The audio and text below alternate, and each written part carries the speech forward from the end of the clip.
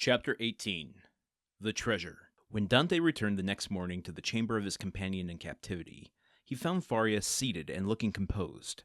In the ray of light which entered by the narrow window of his cell, he held open in his left hand, of which alone, it will be recollected, he retained the use, a sheet of paper, which, from being constantly rolled into a small compass, had the form of a cylinder, and was not easily kept open. He did not speak, but showed the paper to Dante. "What is this?" he inquired. "Look at it," said the abbé with a smile. "I have looked at it with all possible attention," said Dante, "and I only see a half-burnt paper, on which are traces of Gothic characters inscribed with a peculiar kind of ink." "This paper, my friend," said Faria, "I may now avow to you, since I have the proof of your fidelity. This paper is my treasure, of which, from this day forth, one half belongs to you." The sweat started forth on Dante's brow. Until this day, and for how a long time, he had refrained from talking of the treasure, which had brought upon the abbé the accusation of madness. With this instinctive delicacy, Edmond had preferred avoiding any touch on this painful chord, and Faria had been equally silent. He had taken the silence of the old man for a return to reason, and now these few words uttered by Faria, after so painful a crisis, seemed to indicate a serious relapse into mental alienation. "Your treasure," stammered Dante.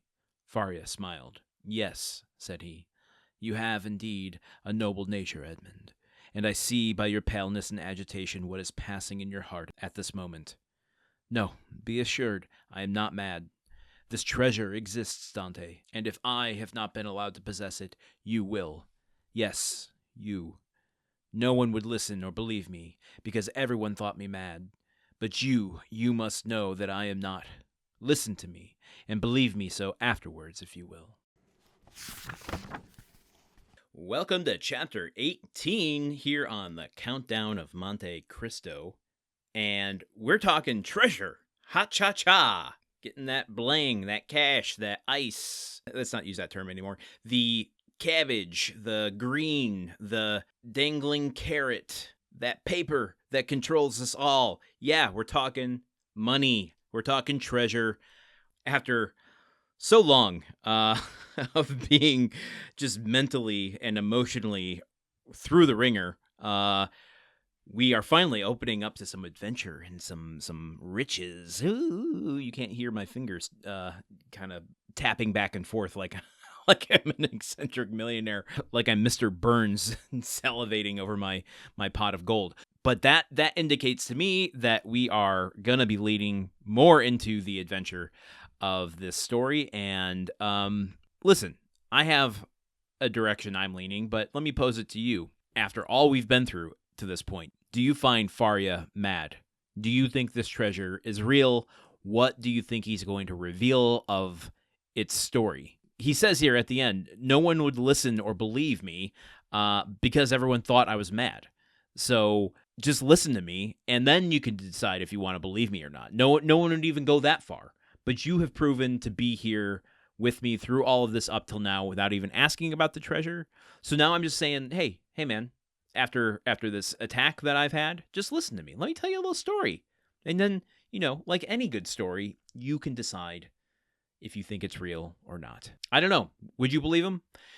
I'd at least hear him out. And whether you like to or not, we're going to on this show. I'm just curious, with no indication whatsoever what the story could entail, what he's going to tell to Dante. But, I mean, even if you thought someone was mad, I mean, I get what the governor and, the turnkey earlier said about, letting a prisoner show them to treasure and then, at the last second when they weren't looking, dart for the hills and make their escape. Why people in those positions probably wouldn't hear him out. But if someone was saying that, hey, you've earned this and now half of this treasure is yours if you can get there, I'd at least hear him out. So Dante, don't just assume that he's relapsing into mental alienation. Maybe he's not. And maybe you'll be rich. But even outside of Faria's claims, there is this little piece of paper. And Dante looks at it, examines it, and all he really sees on it is Gothic characters. Now, I had to just do a quick little dusting off of the old research books.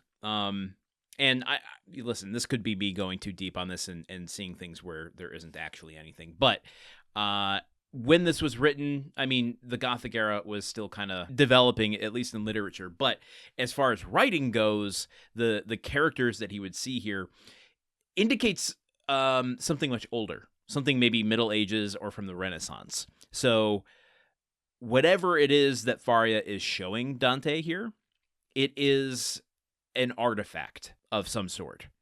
Does it involve treasure? I don't know.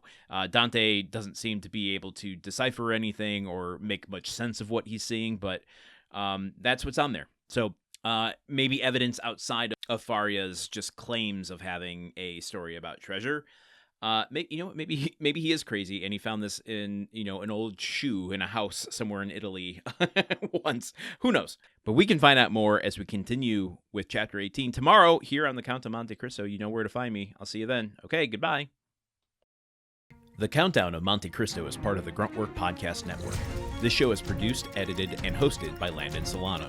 The original text of The Count of Monte Cristo by Alexandre Dumas. Theme song by Magic Solo. If you want to support the show and others like it, visit patreon.com/gruntworkpod. Thank you for listening. See you tomorrow.